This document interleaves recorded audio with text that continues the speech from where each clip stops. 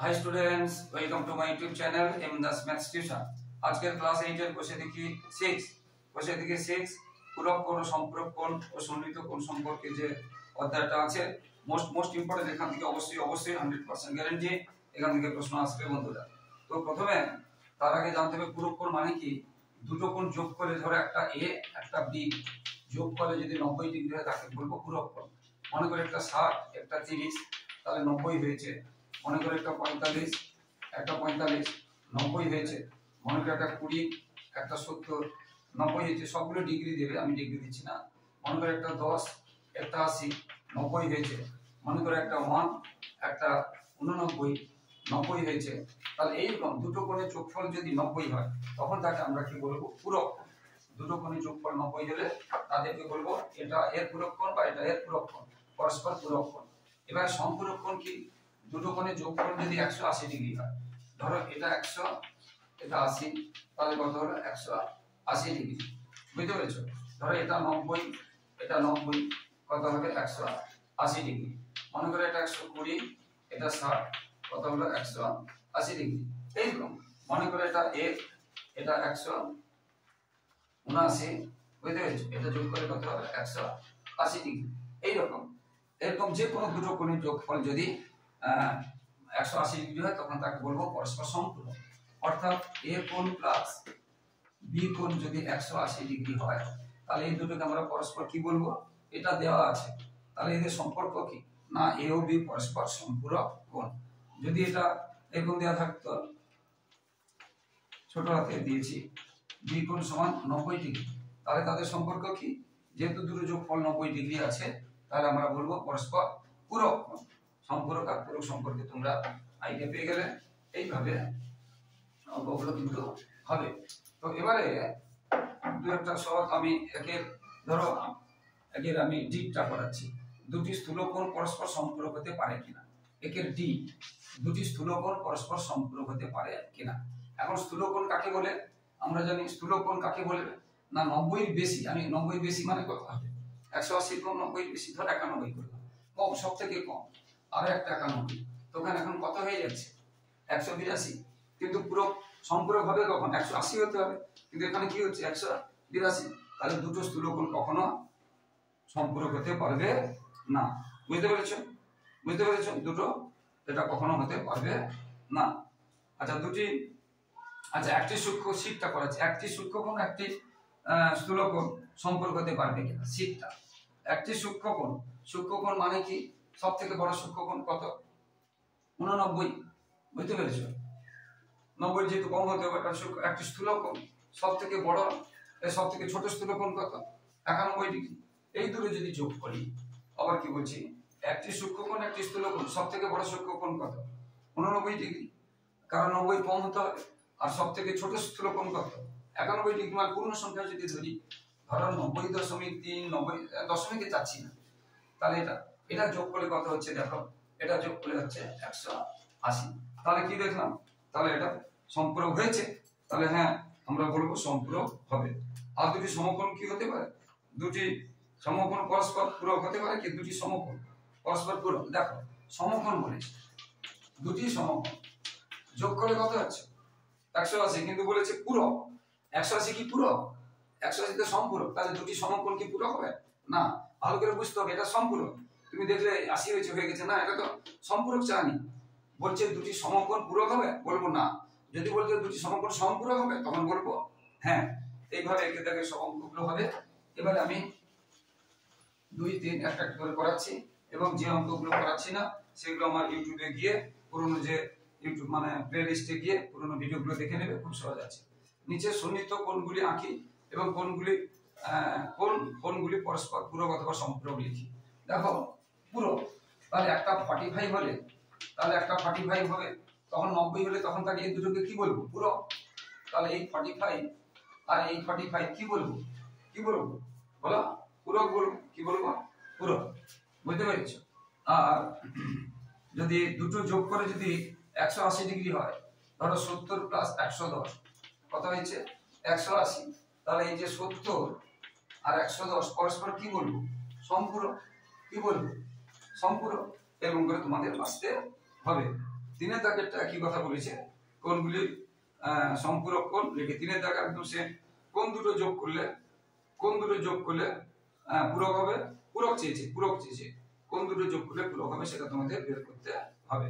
মনে করো তিনের দাগেরটা করাচ্ছি, একটা আছে 47 আর একটা আছে 43, 4 3 দেখো 4 4 8 আর 7 3 10 কত হবে 90। তাহলে এই দুটো কি হবে পরস্পর পূরক, এই দুটো হবে পরস্পর পূরক, বুঝতে পেরেছো? এরকম। এবার চারেরটা বলছে সম্পূরক, একদম সেম। চারেরটা বলছে সম্পূরক, চারের দাগে আমি একটা করাচ্ছি, ধরো 75 আর 105 যোগ করলে কত হবে 180 হয়েছে। তাহলে এই দুটো হবে পরস্পর সম্পূরক। তাহলে দুটো যোগ করলে হবে 180 ডিগ্রি, তখন সম্পূরক। দুটো যোগ করলে হবে 90, তাকে বলবে পূরক।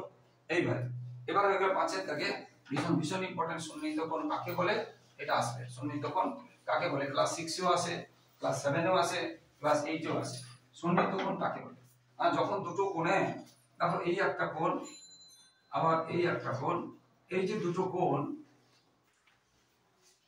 এই বাহুটা এই যে বাহুটা এই কোণেরও আছে, এইবার এই কোণেরও আছে, আবার এই বাহুটা এই কোণেরও আছে, তাকে বলে সাধারণ বাহু। তাকে বলে সাধারণ বাহু, মানে দুজনের আছে, দুটো কোণের আছে।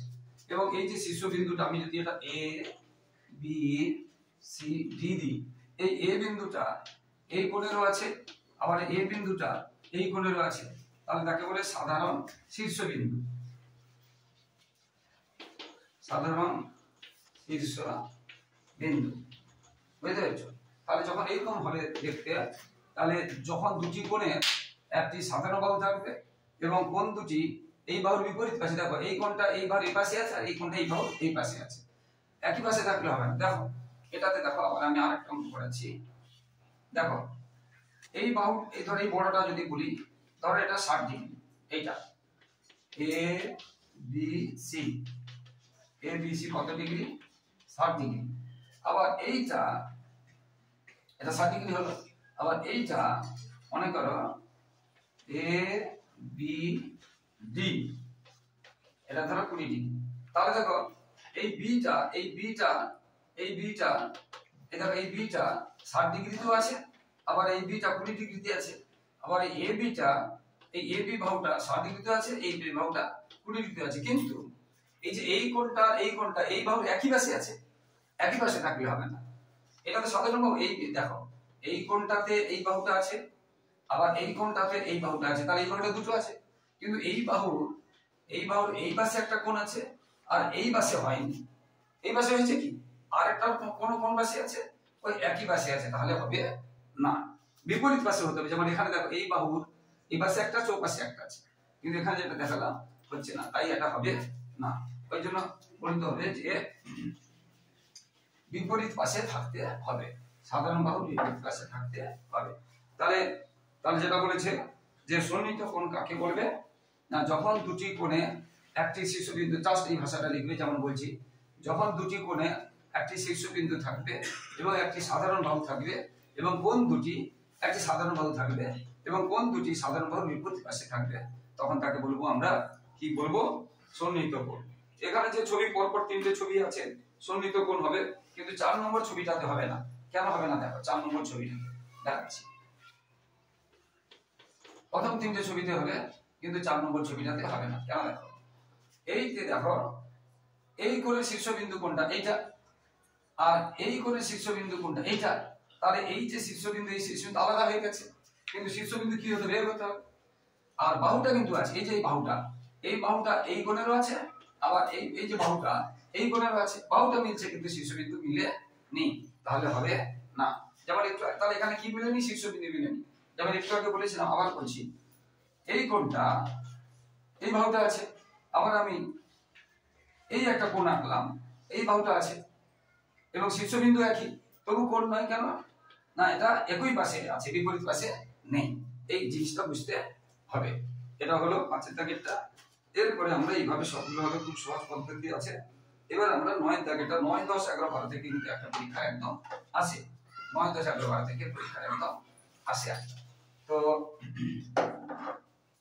9টাতে দেখো, 9টাতে যে ছবিটা আছে 9টাতে এরকম করে আছে, এটা বলছে x, এটা বলছে 60, এটা বলছে 3x। দেখো এটা একটা সরলরেখার ছবি অনুযায়ী পেয়ে যাচ্ছি। সরলরেখা মানে এই কোণটা একটা সরল কোণ, সে 1 ভাগ 2 ভাগ 3 ভাগ 4 ভাগ যত ভাগ হোক, যদি ভাগও নাও হয়, যদি মাত্র দুটোও ভাগ হয়, সবসময় এটা সবগুলো যোগ করলে হবে 180 ডিগ্রি, তাকে বলে সরল কোণ। তাহলে আমরা এটা যোগ করলে কত হবে? 180 ডিগ্রি। যেহেতু এটা সরলরেখা দেখা যাচ্ছে, তাহলে একটা x আর একটা 60 80 আছে, কত আছে? 80। এর তিনটে যোগ করলে কত হবে? 180। কেন না? এটা সরল কোণ, যে দেখিয়ে দিয়েছি এটা একটা সরলরেখা, তাহলে এটা যোগ করলে হবে 180 ডিগ্রি। তাহলে এখানে পেলাম কত? 4x সমান 100, এই 80টা এদিকে চলে এলো, তাহলে 4x সমান 100, তাহলে x সমান 100/4 25 ডিগ্রি। তার ডিগ্রি কথা, তাহলে x এর মান কত? 25 ডিগ্রি। x এর মান কত? 25 ডিগ্রি। বুঝতে পেরেছো? এইভাবে হয়ে গেল 9টা। 10এরটা 11টা 12টা সব একই রকম হবে।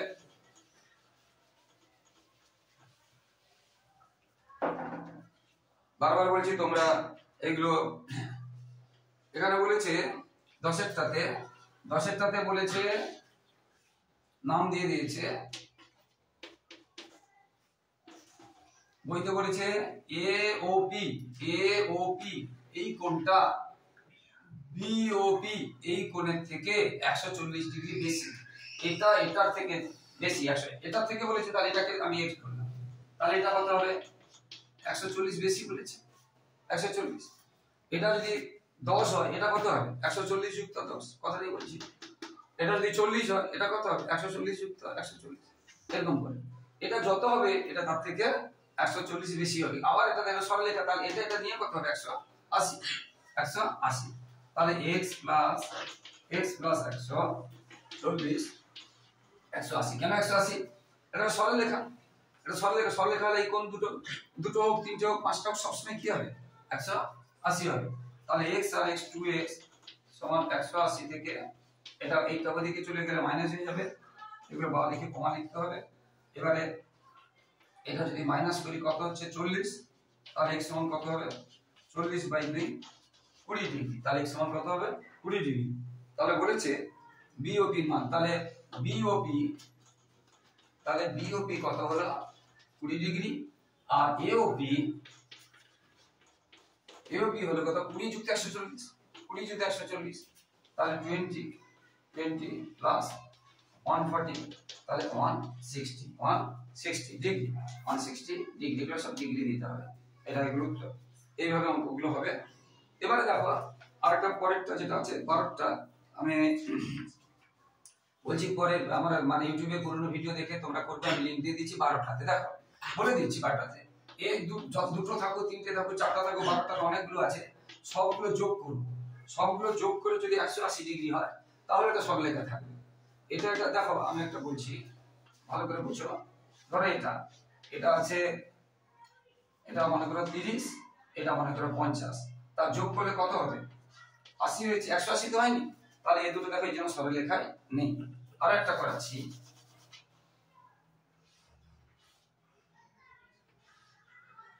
মনে করো এটা 120, এটা 120, আর এটা হচ্ছে ধরো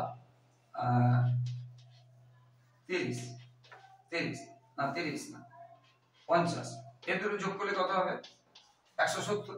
180 হয়নি, তাহলে এই জন্য দেখো সরলরেখায় নেই।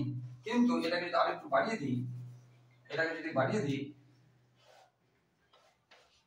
এর দুটো যোগ করলে কত হবে? 180। তখন দেখবে যেটা সরলরেখায় আছে। তাহলে এই কোণগুলো যোগ করলে যদি 180 হয়, তাহলে বহিস্থ যে বাহু দুটো, মানে এই বাহুটা কি হবে? এক সরলরেখায় থাকবে, যেটা বাহুতে বলে দেওয়া আছে। তো বন্ধুরা সবাই ভালো থাকো, সবার ভবিষ্যৎ ভালো হোক। আর অবশ্যই বন্ধুরা আমার ইউটিউব চ্যানেলটি সাবস্ক্রাইব করে শেয়ার করে একটু সাপোর্ট করো বন্ধুরা। তোমাদের জন্য লাগাতার পরিশ্রম করছি, তোমাদের কাছ থেকে শুধু ইউটিউবে সহযোগিতা ভালোবাসা আশা করছি।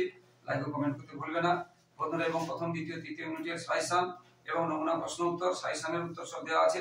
তাই আর কিছুদিন পরেই তোমাদের ফার্স্ট ইউনিট আছে। তোমরা কিন্তু অবশ্যই আমার ইউটিউব চ্যানেলটি ফলো করে থাকো, পুরোনো ভিডিওগুলো এবং শেয়ার করো, যাতে তোমাদের ভাই বোন দাদা দিদির উপকার হয়। আর অবশ্যই চ্যানেলটি ফলো করতে থাকো বন্ধুরা। সবাই খুব ভালো থাকো। জয় হিন্দ, বন্দে মাতরম।